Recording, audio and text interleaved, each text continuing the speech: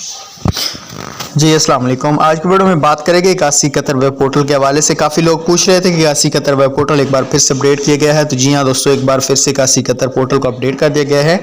अब ऐसी बेनिफिशरी जो पहले से पेमेंट ले रही हैं या न्यू अहल हुई हैं, ठीक है, उनका भी यही स्टेटस आएगा कि आपका डायनामिक रजिस्ट्री में इंदराज हो चुका है। ऐसा क्यों किया गया है पोर्टल के साथ? इसकी एक बड़ी वजह ये भी है कि काफ़ी ख़वातीन ने अभी तक सर्वे नहीं कराया था। तो अब उनकी क्या है कि मैं आपको दिखा देता हूँ।